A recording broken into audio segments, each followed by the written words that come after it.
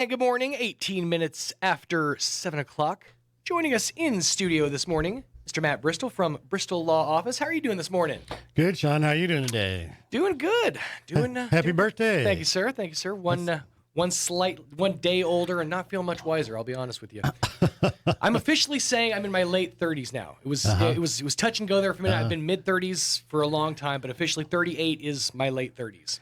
Well, that means you finished year 38. You're starting year 39. I don't like to think about it like that, but sure. I guess technically you're right. You're not wrong. It's funny though, because I consider myself now late 30s, but for the longest time, my kid's mom, who was a year older than me, I've been saying she's been in her mid 40s since she was 37. So so it's different. It's a double standard, I admit, but late 30s for this cat over here. Well, you can't go a week without a good rationalization anyway. That's None true. of us can. That is true. For just one moment, you just stop and go, oh, no. Yep, your realization you're getting older. Yep. Things are starting to work less. Things are getting more expensive. It's getting harder out there to survive. But, I think we're looking at inflation. We're probably looking at the 1970s all over again. It's and I've seen it in different ways. I've watched a couple of different news reports that specifically are talking about shrinkflation. And how products are all getting smaller without our knowledge and just staying the same price. And you're really seeing a lot of big examples of inflation in crazy ways. Oh yeah. The 1960s were an era of easy money, which is what we've had the last 15 years, and so then the payback for that from the 60s was the stagflation of the 70s, and we're likely to have a rebound similar to that. Yeah. So in 1968 was the stock market topped out. The Dow Jones topped out at 1,000. Okay. And then we had the stagflation in the 70s. And 1981, the Dow Jones was at 1,000. So you had 14 years worth of shit, just sideways stuff, you know. So we could be looking at that again. Don't know for sure, but it's been a long time since we've had that kind of recession. So we're overdue. I know that, and the Fed just raised interest rates. They're looking at another interest rate hike, I think, before the end of the month. That's the only thing that finally killed inflation in the early 80s was they raised interest rates to the level of inflation. Sure. And so that's what the Fed's doing now. And they're being pretty aggressive about it, which is good. But they just don't know how much to raise it or how quickly, or are they going to overshoot? Right. So bless their little hearts. I'm glad I don't have that job. Bless their cotton socks. But yeah, that's something that it's when you get into that realm of money, it's so just daunting to me, because at that point, the Fed's not controlling the interest. The interest rate's controlling the interest rate. And they're just kind of like looking at what it's going to do and kind of adjusting to what it's doing, essentially. Yeah, and it's a reactive situation. It's like dealing with a three-headed monster. It's gonna do what it do. We just have to react to what it do.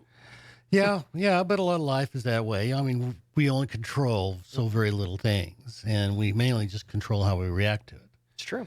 So I'm just glad I don't have their job. Absolutely. Yeah. It's once you get up to that to a certain level with with finances, with money, things just get ugly. I'm good just hanging down here below the fire line, It's nice. There's no smoke down here. Yeah. I'm good with taking care of me. Yeah. There's just no way I could run the country. There's no way I could run the state, so I just kind of take care of me and I'm good. Mm-hmm. There's definitely I'll keep to myself. So you dip a toe in lots of different realms of law. Yes. You deal with bankruptcies, you deal with different things like that. But today you specifically we're talking about different forms of business ownership. Yeah, you were earlier saying that you had a side gig going on, and it's one of those things that's like I fought for the longest time to go into that night, because I did not want to have. I was proud of the fact that I was a one job, like I had one income and I was able to earn my living. But times they are a changing, man. Things are getting a lot more expensive, and everybody's got to have something on the side. Yeah, it never hurts. A lot of people, when they become self-employed, if they do it full time, about half of them say, if I knew how much work was going to be, I never would have done it. Right. But then I've talked to people who've been in business for years, and getting out of business is a whole lot more complicated than getting in, believe me. But getting into business, if you want to do it just a little bit here and there, that's one thing. But if you get into it enough, New Mexico, for example, charges sales tax on services. I have to charge sales tax. So if a person is getting into a side gig or being self-employed, you got to be sure and charge sales tax, collect sales tax, pay it over monthly to the state. So that's one way people get in trouble is they don't do their sales tax. Sure. So I'm a sole proprietor. That's the simplest form of business ownership. And mainly because probably my biggest liability would be malpractice, and a corporation, for example, would not shield me from malpractice. Right. So even though I started as a sole proprietor, I went online and got a tax ID number from the IRS. Because otherwise, when I do business with companies and they want to 1099 me at the end of the year, they're going to ask me, well, what's your business ID number? And I didn't want to have to use my social security number. Right. So anybody can go online, get what's called an EIN, employer identification number, or tax ID number. And so if you haven't got one, I really recommend you get one. So you don't have to pass out that social. Duly noted. EIN, I'll jot that down. Yeah. Yeah, because this is all stuff that, normal lay folks don't really think about. It's not something that it's above my pay grade, as I've always said. Well, it's not above your pay grade. It's just you've never done it before. Right. And it's just like if you tossed me into your job with all those dials and stuff, there'd be no way. Oh, no, it's 2 days. 2 days is all it would take. You'd have it down. Well, there's very little expertise to what I do. It's the problem. and I can come down and show you how to get an EIN. It's pretty simple stuff. So I did that one time for a client. They were it was a probate. We had to get a tax ID number for the estate. They asked me to do it for them. I said, okay. So I'll go online and it says, why do you need this? I go, probate. Are you the personal representative of the estate? No, I'm not. Are you getting on behalf of them? Yes, I am. Well, what's your name? So I tell them my name. They want to know my social and my address. Put in my social, my address. And immediately it pops back with, well, that's not the address we have for you. It was that quick. Wow. It was scary. Yeah. I started looking over my shoulder for the camera, Oh my God, Big Brother's in the room. So that's terrifying. It is terrifying. And God only knows who's having access to all that info. So yeah, the EIN absolutely is something that would benefit you if you're doing something on the side. Side gig. So when a sole proprietor, you have to pay your own taxes. So right now, when you get a paycheck, your employer withholds your federal income tax, state income tax. They pay it over for you. When you're self-employed, you have to pay it yourself quarterly. Right now, your employer is taking out your Social Security and Medicare. Right. But what you don't know is they match that and send it to the IRS. Yeah, every employer matches your 7.65% Social Security and Medicare. But when you're self-employed and you're your own employer, guess what? It's like 15.3. 15.3. Yeah. Right off the top, yeah. Oh. You get a credit for it elsewhere on the tax return. Right. But you got to pay that too. Okay. So budgeting is really important. Yeah. These are all things that I had never thought about. Now, a lot of people, when you start thinking about opening or ownership of a business, the first thing that pops in your mind is, LLC. We've all heard the term before. It's one of those things that seems like that's the first step. If you're going to open up a business, you want limited liability, so you go LLC. Right. So what are the benefits of LLC versus other forms of business ownership? Why would an LLC be more beneficial? So the danger of sole proprietorship is you as an individual are liable for the business debts. Mm-hmm. So if and for a lot of side gigs, small businesses, that's not necessarily a big deal. Right. But if you have a business like mine, so you're in the phone book, maybe you got a charge account at a office supply store, and maybe you have some vendors for supplies. So you're personally liable on all those business accounts. Mm-hmm. So if the business didn't go well and you decided not to pursue it, then if you don't pay those bills, don't pay those vendors, don't pay that monthly utility bill or whatever, then they're going to come looking for you personally. Right. And that's the same danger in a partnership. So in a partnership, you're individually liable for the business debts. Mm-hmm. So the other danger of the partnership of Matt and Sean going to partnership is if Matt goes out and runs up a bunch of business debts that Sean doesn't know about, Sean's still liable for them. Right. Not only Sean, but Sean's spouse, because it's a community debt. Okay. Yeah. So partnerships are hugely dangerous. Sure. So they could come after anything at that point. Yep. Pretty much. So to avoid the personal liability of the business debts, we use either a corporation or an LLC. Okay. So you can go online and the Secretary of State and create either one of those, which is okay, but you never get the duck speech. Mm-hmm.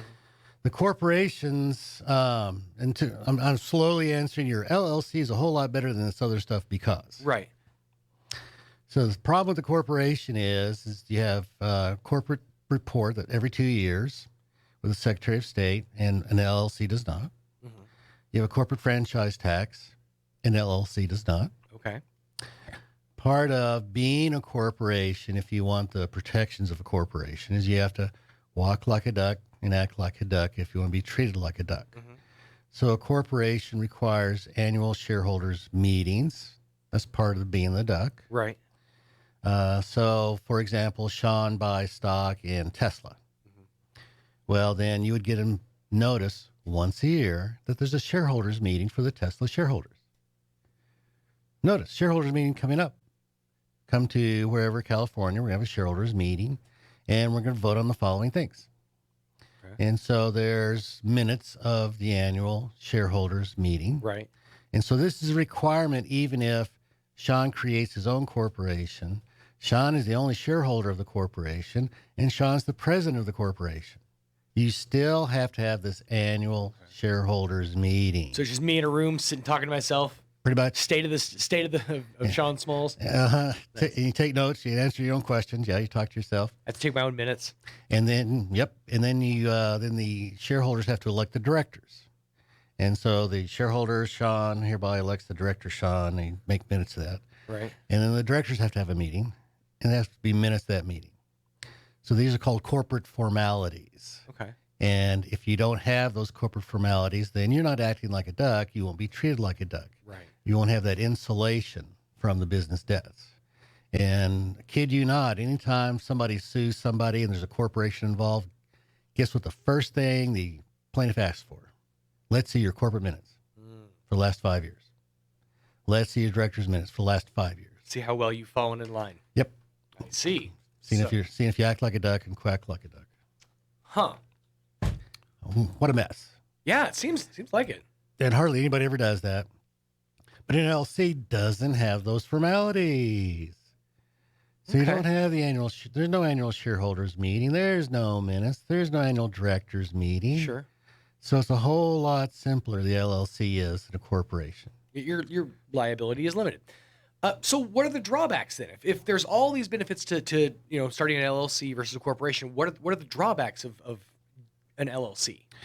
The LLC doesn't really have any drawbacks, but it does have certain formalities you have to follow, again, to walk like a duck and quack like a duck. Mm-hmm. So you have to put the world on notice that you're an LLC. And I just recently found that out, actually. That in radio advertising, if you're an LLC, you have to mention that you're an LLC at least one time. That's right. I did not know that up until about a year ago. Yes. So for the old fogies, go ahead and look in the yellow pages of the phone book and business section, and you'll see how many times LLC does pop up. Mm-hmm. So if you're going to advertise on the radio, you have to say LLC. You have a business card, has to say LLC. So contractors, we had a roofing lady on earlier, Jennifer. Mm-hmm. If she's got a truck that advertises, her business name, it has to say LLC. Letterhead, invoices, checks, everything has to say LLC on it. So you can almost maybe brand that as like part of your part of your brand. Yeah, it's maybe a negative mark to some, but if you just like own it and like maybe put it in a fun font, it doesn't have to look that bad. Well, not only do you disclose LLC to continue that protection from personal liability, but the statutes require the letters LLC in your name. Okay. Or in the word Inc. or corporation, if you're going to be one of those. Right. So when you go to the Secretary of State and say, I'm, Sean's side business gig, and you try to form as an LLC, they'll reject that name because it doesn't have LLC after it. Gotcha. They'll reject it. Huh. Yeah. So you gotta take ownership of the fact that you're an LLC. Makes sense. Yeah. So if you, so Sean office supply store. And so Matt comes in and says, I want to open up a charge account at the office supply store. Sean says, okay, fill out the application. And you look at Sean looks at the application and says, whoa, this says Matt Bristol, LLC. And I go, yeah. So Sean goes, well, wait a minute. Sean remembers from the radio show, that means Matt's not going to be personally liable to pay that office supply bill. Oh, Matt, okay, now that I know you're not going to be personally liable, I'm going to treat you differently and require a personal guarantee because I want to be sure and get paid. Gotcha. So you got to put people on notice you're an LLC. Sure. So it can limit the ability to access certain things, or it can require more hurdles to be jumped to have access to some. Certainly. Some so you go to a bank and say, I'm an LLC, I want to borrow money. They're going to say, don't think so. We require personal guarantees. Gotcha. So you got that hurdle. Then that is something if a person goes on the Secretary of State website and creates an LLC, they don't tell you that. Mm-hmm. That's nowhere on the website. Right. The duck speech is nowhere there. So that's the danger of, well, I can just fill in the blanks and do it myself. Right. Well, yeah, but there's a big but there. There's a lot of a lot of hurdles, a lot of red tape that has to be cut through. You also have to sign properly, like sign contracts or sign liabilities. So you can't just say Sean, LLC by Sean Smalls. Okay, that doesn't work because Sean Smalls just signed that contract. That means Sean is liable on that contract. Okay. You didn't sign as a duck. I'd have to sign Sean Smalls, LLC. Sean Smalls, member, Sean Smalls, LLC. Really? Yeah. Okay, so that's a lot of wording. A whole lot of wording. Yeah, and how would one just know that? I mean, that's you wouldn't. It's so complicated for like the layman to understand, and then I don't know. It seems like they're needlessly complicating things to make it to set the bar too high. Well, so we think of it. We back into it. So let's say, let's pick on Winter since he's not here. Okay. So Mike Winters gets sued, and we're the ladies and gentlemen of the jury. Mm-hmm. And so Mike Winters got sued on this business deal. And it's like, okay, ladies and gentlemen of the jury, Mike signed a contract. Mike didn't honor the contract. Mike got sued. And Mike's defense says, oh, I'm an LLC. I'm not personally liable. So the ladies and gentlemen of the jury are going to think, well, is that okay? Well, what does the contract say?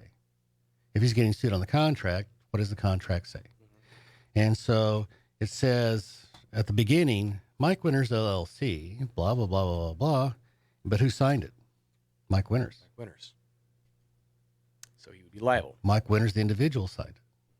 There's no indication he was signing on behalf of an LLC or on behalf of a corporation. There's no indication that he's signing on behalf of somebody else who's supposed to be liable. Mm-hmm. That's not indicated on the signature. It wasn't disclosed. So does that mean the other party to the contract is supposed to read his mind? So it's like having a power of attorney.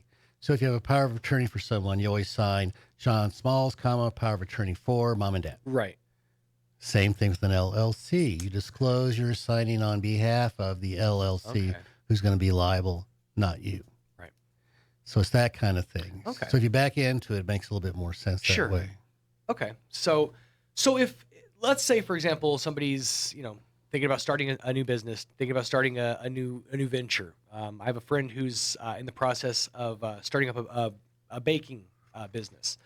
What steps would you encourage someone like that to take, as far as coming to talk to someone like you, just to kind of have a base knowledge of what steps to take? I mean, a good first step would be to come talk to someone like you, I would assume. That's a good first step. There's actually, so that's the good first step of creating the business entity.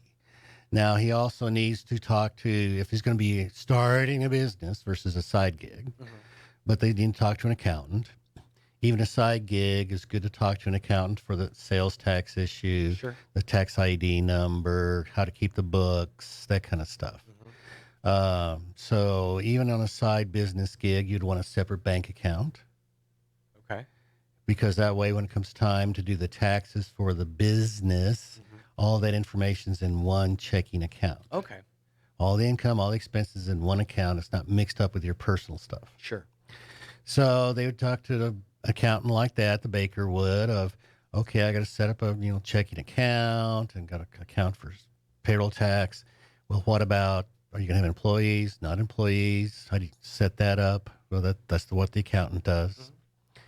So most businesses and LLCs, fine.